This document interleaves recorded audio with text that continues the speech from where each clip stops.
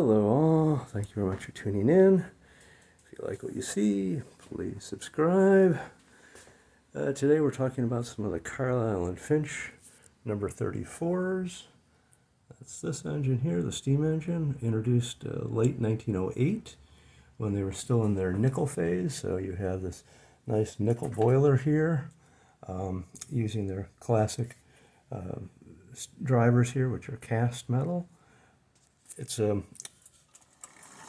quite a bit smaller than the 45, which was their primo engine, and quite a bit larger than the number 4, which was their entry-level engine. So Carlisle Finch needed kind of like a mid-range. There was more competition in the line now. You had Lionel out there.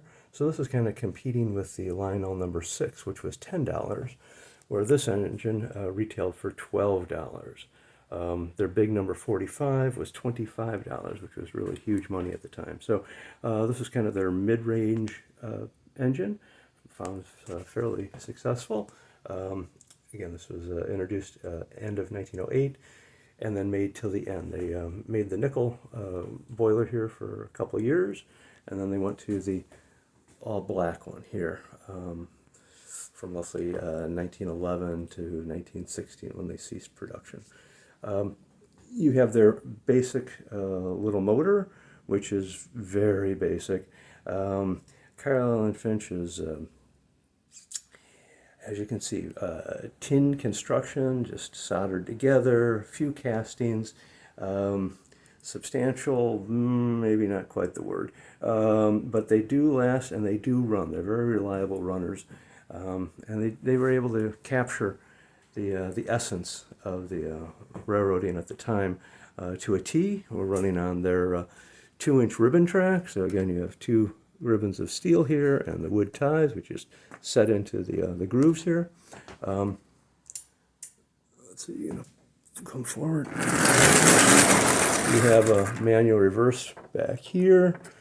I'm using glorified metal clothespins as couplers, because we don't really know what an original Carlisle Finch coupler looks like. This one is unique that it's lettered B&O. It's P&R down underneath, but for some reason it seems to be lettered B&O on the outside. So, and then we have their midline cars. Prior to this, they had the large cars, which were pulled by the 45, but they were really a little too large for this engine. So they basically used some of the same stampings and just made them a bit shorter here. Cheapened the trucks with going to the stamped steel sides. Again, your stamped brass wheels, so they're incredibly light. Brass sides with sheet metal or tinplate roofs and ends. And then the baggage car here, which similar in construction, competing for the electric market. Unfortunately, Carlisle Finch was in Cincinnati, which was really out of the loop for the toy train or toy business.